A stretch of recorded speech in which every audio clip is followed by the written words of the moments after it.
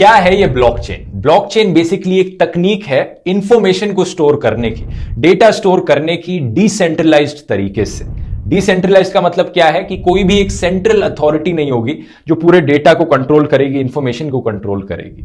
आप आरबीआई का एग्जांपल ले लो। हमारे जो इंडियन रुपीज होते हैं, ये 500 रुपए का नोट है, इसे आरबीआई ने छापा है। आरबीआई गारंटी देता है कि इसकी वैल्यू 500 रुपए है और इसकी वैल्यू 501 या 502 रुपए नहीं है। इस नोट पर भी लिखा हुआ है कि आरबीआई की तरफ से यह गारंटी होती है। तो आरबीआई बेसिकली एक सेंट्रल अथॉरिटी है दुनिया भर के इंडियन रुपी नोट्स को कंट्रोल करने वाली।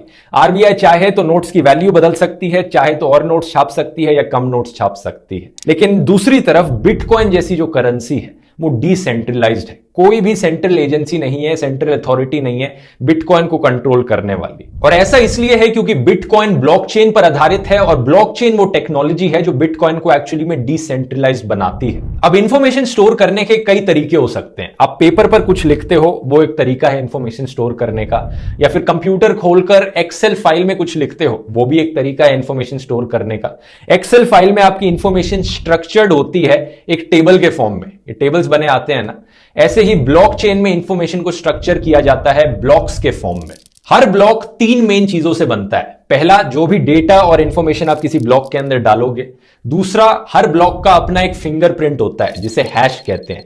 यह एक तरीका है बेसिकली ब्लॉक को यूनिकली आइडेंटिफाई करने का बाकी और ब्लॉक से। हर ब्लॉक का अपना अपना एक फिंगरप्रिंट है। और तीसरा, किसी भी ब्लॉकचेन में हर ब्लॉक अपने पीछे वाले ब्लॉक का फिंगरप्रिंट भी स्टोर करके रखता है। तो ये एक ब्लॉकचेन है। यहां पर इस वाले ब्लॉक में इसका खुद का फिंगरप्रिंट होगा और इसके पीछे वाले ब्लॉक का भी फिंगरप्रिंट होगा। और तीसरा, बाकी जो भी आप इंफॉर्मेशन डालोगे वो इस ब्लॉक के अंदर होगी। इसी तरह से ही सारे ब्लॉक्स एक दूसरे से लिंक्ड हैं, जुड़े हुए हैं। और सबसे बड़ी खास बात यह है इसकी कि किसी भी ब्लॉक में अगर आप मौजूद डेटा को बदलने की कोशिश करोगे, टैंपर करने की कोशिश करोगे डेटा के साथ, तो उससे उस ब्लॉक का फिंगरप्रिंट यानी हैश बदल जाएगा। और अगर एक ब्लॉक का हैश बदला तो उसके आगे वाले ब्लॉक का भी हैश बदल जाएगा, उसके आगे वाले ब्लॉक का भी हैश बदल जाएगा और पूरी ब्लॉकचेन यहां पर खराब हो जाएगी। इसी रीजन से डेटा के साथ छेड़छाड़ी करना, टैंपरिंग करना नेक्स्ट टू इंपॉसिबल है एक ब्लॉकचेन के अंदर। क्योंकि एक बारी एक ब्लॉक यहां पर डिफाइंड हो गया, ब्लॉकचेन में जुड़ गया, तो उसके बाद उसे बदला नहीं जा सकता। दूसरा बड़ा रीजन ब्लॉकचेन के सिक्योर होने के पीछे है इसकी डिसेंट्रलाइजेशन। कोई भी ब्लॉकचेन आपको सिर्फ किसी एक कंप्यूटर में नहीं मिलेगी। ब्लॉकचेन्स मौजूद होती हैं हमेशा एक नेटवर्क ऑफ कंप्यूटर्स में, यानी बहुत सारे कंप्यूटर्स में दुनिया भर के जिन लोगों ने इस ब्लॉकचेन में पार्टिसिपेट किया है, उन सबके कंप्यूटर पर इस ब्लॉकचेन की एक कॉपी जरूर होती है। तो किसी एक सेंट्रल अथॉरिटी के द्वारा नहीं, बल्कि एक नेटवर्क ऑफ कंप्यूटर्स सबके द्वारा इसे मैनेज किया जा रहा है और रन किया जा रहा है। जो लोग अपने कंप्यूटर्स के द्वारा इस ब्लॉकचेन के नेटवर्क से जुड़े हुए होते हैं और जो अपने कंप्यूटर पर ब्लॉकचेन को रन होने देते हैं, उन्हें नोड्स कहा जाता है। उनमें से कुछ नोड्स होते हैं माइनर्स। जब भी ब्लॉकचेन में कोई नया डेटा ऐड किया जाता है तो इन सारे माइनर्स का काम होता है उसे वेरीफाई करना कि जिस इंसान ने इस डेटा को ऐड किया वो सही तरीके से किया है या नहीं किया, या फिर यहां पर कोई टैंपरिंग करने की कोशिश करी जा रही है। ये सारे माइनर्स इस चीज को वेरीफाई करते हैं, रिकॉर्ड करते हैं। तो कोई भी कंप्यूटर जो इस नेटवर्क से कनेक्टेड है वो देख सकता है कि इस ब्लॉकचेन में कौन कौन से ब्लॉक्स ऐड किए गए हैं। किसी भी थर्ड पार्टी की जरूरत नहीं, कोई सेंट्रल अथॉरिटी की जरूरत नहीं। आप भी अपना कंप्यूटर नेटवर्क से कनेक्ट करके जान सकते हैं और खुद से वेरीफाई कर सकते हैं। इसलिए मैंने कहा था शुरू में कि इलेक्शन के प्रोसेस में ऐसी इलेक्शंस कंडक्ट करवाई जा सकती हैं जहां पर आप वोट दें और खुद ही से ही वेरीफाई कर सकते हैं कि एक्चुअली में आपका वोट यहां पर काउंट किया गया है या नहीं किया गया। लेकिन ये सब तो बहुत थ्योरेटिकल चीजें हो गई। कुछ प्रैक्टिकल रियल लाइफ एग्जांपल्स देखते हैं, आपको बेहतर समझ में आएगा। मैंने बात करी एक ब्लॉकचेन एक्सपर्ट से इसके रिगार्डिंग, आर्गो ऐप के को फाउंडर। आर्गो ऐप ऐसे टूल्स प्रोवाइड करती है आपको जो आपकी एप्लीकेशंस को, वेबसाइट्स को डिप्लॉय करने में मदद कर सकते हैं एक डिसेंट्रलाइज्ड ब्लॉकचेन पर। इससे फायदा यह है कि आपको अनलिमिटेड बैंडविड्थ मिलेगी, 100% अप टाइम मिलेगा और बाकी सारे फायदे जो किसी भी डिसेंट्रलाइज्ड ब्लॉकचेन से मिलते हैं। आर्गो ये काम करेगी आपकी एप्लीकेशन को डिसेंट्रलाइज्ड ब्लॉकचेन पे रन करने का। प्रशांत, आप कुछ practical real life use cases बता सकते हैं ब्लॉकचेन के जहां पर इसे इस्तेमाल ऑलरेडी किया जाने लग रहा है बिटकॉइन के अलावा?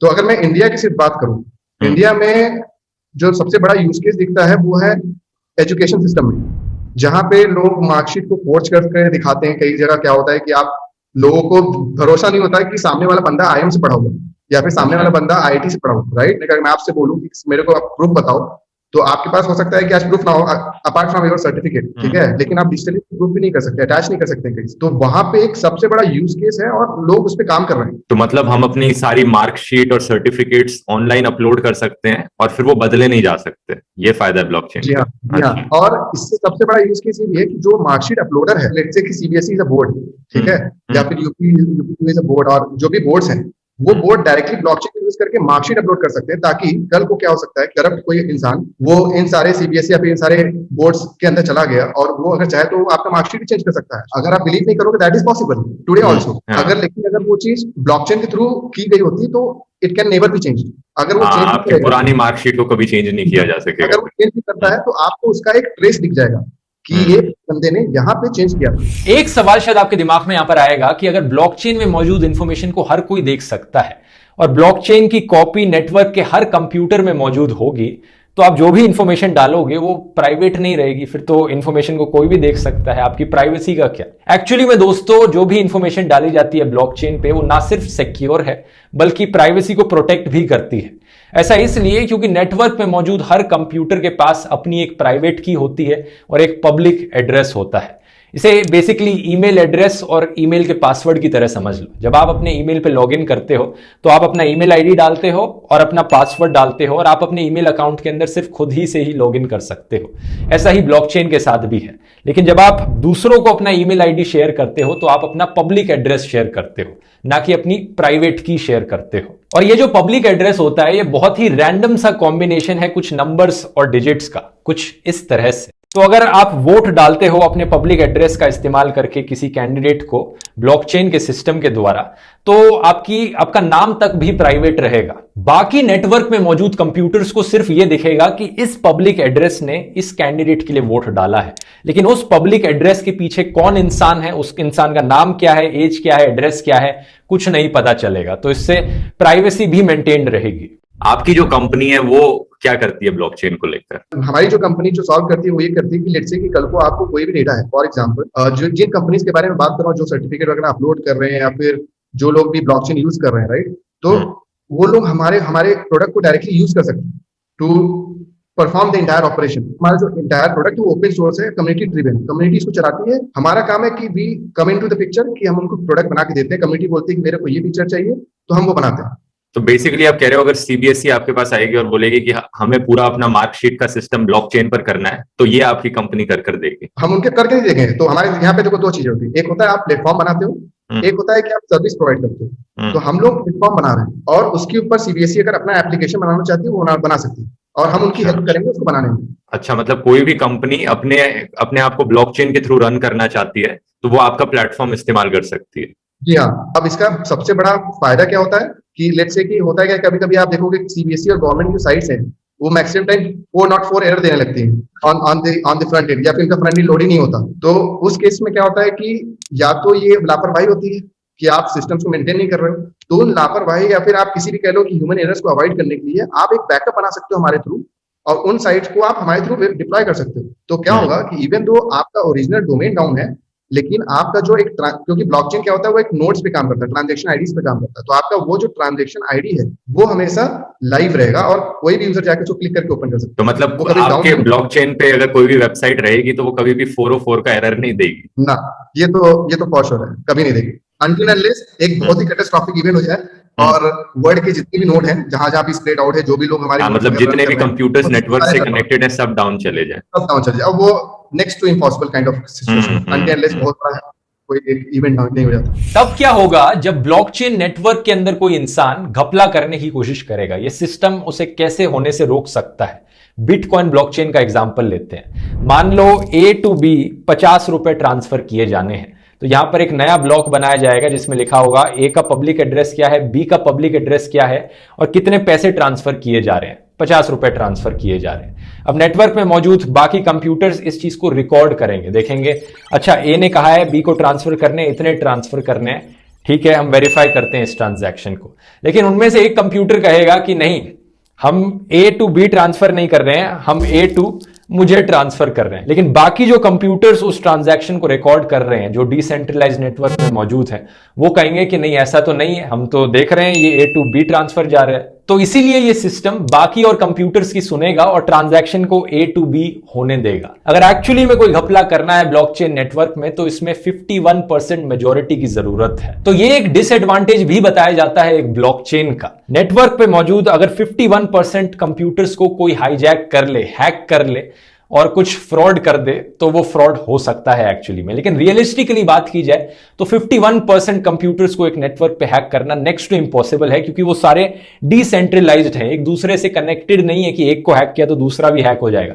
सबको अलग अलग लोकेशन पर जाकर हैक करना पड़ेगा। और एक बड़ी ब्लॉकचेन में जैसे कि बिटकॉइन में, जहां पर दुनिया भर के millions and millions of computers उस ब्लॉकचेन नेटवर्क से कनेक्टेड हैं, वहां तो ये चीज इम्पॉसिबल ही है, क्योंकि कौन इंसान जाकर इन सारे मिलियंस ऑफ कंप्यूटर्स को हैक कर सकता है जो दुनिया भर के कोनों कोनों में मौजूद है। तो जितनी बड़ी एक ब्लॉकचेन बनेगी, जितने ज्यादा कंप्यूटर्स इस नेटवर्क से कनेक्ट होंगे, जितने लोग इस नेटवर्क से कनेक्ट होंगे, उतना ही ज्यादा मुश्किल बनता जाएगा एक ब्लॉकचेन को हैक करना। एक और सवाल शायद आपके दिमाग में आएगा कि ये जो सारे कंप्यूटर्स इस ब्लॉकचेन के नेटवर्क से कनेक्टेड हैं, ये 24 घंटे वेरीफाई करने का काम किए जा रहे हैं कि ये जो नए ब्लॉक्स ब्लॉकचेन में ऐड हो जा रहे हैं, ये इन्हें वेरीफाई करते हैं, अच्छा ये ब्लॉक ठीक है, ये नहीं है यहां पर। लेकिन क्या मिल रहा है इन्हें करके? मतलब मैं अपने कंप्यूटर को क्यों इस काम पर लगाऊंगा कि ये ब्लॉकचेन के नेटवर्क से कनेक्टेड रहे और 24 घंटे यही काम करता रहे, मेरा बिजली का बिल यहां पर ज्यादा आ जाएगा ये करने से, मुझे क्या मिल रहा है कर? इनाम देना पड़ेगा यहां पर कुछ, और इनाम मिलता है दोस्तों। बिटकॉइन की ब्लॉकचेन के केस में ये इनाम बिटकॉइंस ही होते हैं। कुछ थोड़े से बिटकॉइंस मिलते हैं हर उस कंप्यूटर को जो बिटकॉइन के नेटवर्क से कनेक्टेड है, माइन करने लग रहा है बिटकॉइंस को। और अगर कोई भी कंप्यूटर गलत वेरिफिकेशन करता है तो उन्हें पनिश भी किया जाता है, उन्हें पेनल्टी भी लगती है। तो ये एक रिवॉर्ड और पनिशमेंट के बेसिस पे पूरा डिसेंट्रलाइज्ड नेटवर्क काम करता है। अगर कुछ और ऐसे एग्जांपल्स की बात करें जहां पर ब्लॉकचेन को रियल लाइफ में इंप्लीमेंट किया है, तो सबसे शॉकिंग और इंटरेस्टिंग फैक्ट तो ये है दोस्तों कि इलेक्शंस के लिए इसे एक्चुअली में यूज किया जा चुका है। अफ्रीका में एक कंट्री है सिएरा लियोन, वहां पर इलेक्शंस के दौरान ब्लॉकचेन टेक्नोलॉजी का इस्तेमाल किया गया था वोटिंग करते वक्त। लेकिन मैं आपको यह भी बता दूं कि बहुत से एक्सपर्ट्स मानते हैं ब्लॉकचेन टेक्नोलॉजी का इलेक्शंस और वोटिंग के लिए इस्तेमाल किया जाना सही नहीं है। उनके हिसाब से इसके नुकसान ज्यादा हैं, फायदे कम हैं, हैक करने के चांसेस बढ़ जाते हैं। हालांकि ब्लॉकचेन को हैक करना मुश्किल है, लेकिन इंडिविजुअल लेवल पर एक इंसान के फोन को हैक करना इतना मुश्किल ना हो, और ऐसे अटैक्स किए जा सकते हैं जहां पर नेटवर्क स्विच ऑफ किया जाए। तो ये एक्चुअली कोई इतना सिंपल सॉल्यूशन नहीं है, बल्कि एक डिबेट का मुद्दा है। इसे एक्चुअली में कैसे इंप्लीमेंट किया जा सकता है और क्या इसे करना सही भी है या नहीं है। लेकिन कुछ और सेक्टर्स हैं जहां पर ब्लॉकचेन डेफिनेटली बहुत यूजफुल है और ऑलरेडी यूज भी किया जाने लग रहा है। जैसे कि हेल्थ केयर सेक्टर में मेडिकल डेटा को स्टोर करने के लिए ब्लॉकचेन का इस्तेमाल किया जा सकता है, ताकि पेशेंट्स का जो मेडिकल रिकॉर्ड है वो किसी सेंट्रलाइज जगह पर डेटाबेस में ना स्टोर हो, किसी डॉक्टर को जब तक उन्हें जरूरत ना पड़े दिख ना सके, ज्यादा प्राइवेसी मिलेगी पेशेंट्स को और ज्यादा इजीली एक्सेसिबल रहेगा वो डेटा। ट्रेडिंग में भी इसका बहुत अच्छे से इस्तेमाल किया जा सकता है। वी ट्रेड नाम का एक प्लेटफॉर्म है जिसे बहुत लोग ऑलरेडी इस्तेमाल करने लग रहे हैं। जब भी आप कुछ सामान ऑर्डर कराते हो कहीं से और आपको सप्लायर के बारे में ज्यादा पता नहीं है कि कितना रिलायबल सप्लायर है, पता नहीं एक्चुअली में आपको सामान दे पाएगा या नहीं दे पाएगा, और सप्लायर को भी आपके बारे में ज्यादा पता नहीं है कि आप एक्चुअली में पैसे दे पाओगे टाइम पर या नहीं दे पाओगे, तो यहां पर ब्लॉकचेन्स में स्मार्ट कॉन्ट्रैक्ट का इस्तेमाल किया जाता है।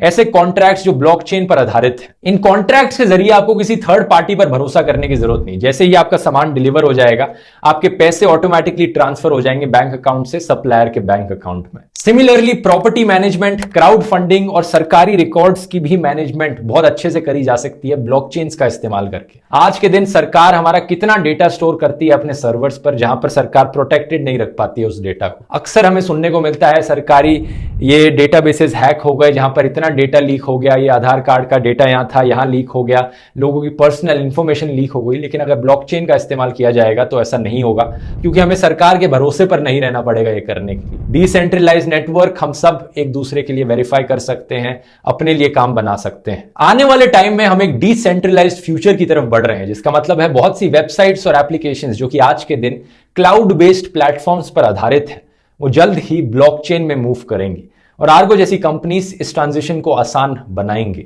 आपको क्या लगता है आने वाले फ्यूचर में क्या पोटेंशियल है ब्लॉकचेन की? मेरे को भरोसा है कि आगे आने वाले 10 से 15 साल बाद आप कोई भी एप्लीकेशन उठाओगे, सोशल मीडिया से ले लो, सेंसरशिप से ले लो, या फिर आप जैसे आप कॉपीराइट का इशू ले लो, वीडियो अपलोड का ले लो, स्ट्रीमिंग प्लेटफॉर्म, कोई भी प्लेटफॉर्म का आप नाम ले लो, वो सारे कंपनीज ब्लॉकचेन उनको यूज करना ही पड़ेगा, क्योंकि आज का जो यूजर है वो अब ज्यादा ट्रस्ट और बिलीफ फैक्टर पे बिलीव ज्यादा करता है, और वो उन कंपनीज पे ज्यादा जाना पसंद करता है जो अपने चीजों को ओपन रखते हैं, ना कि इसको क्लोज करके और अपने अकॉर्डिंगली इसको मॉडिफाई करके और यूज करते हैं। इसी रीजन से कुछ लोगों का मानना है कि ब्लॉकचेन्स रेवोल्यूशनाइज करके रख सकती हैं दुनिया को, जैसे इंटरनेट ने इतिहास बदल के रख दिया। आज के दिन हम इंटरनेट के बिना जिंदगी इमेजिन नहीं कर सकते। ऐसे ही कुछ लोग कहते हैं कि आने वाले टाइम में ब्लॉकचेन्स के बिना जिंदगी इमेजिन करना मुश्किल हो जाएगा। देखते हैं आने वाले टाइम में इसे कैसे इस्तेमाल किया जाएगा, और उम्मीद करता हूं आपको वीडियो इंफॉर्मेटिव लगा हो।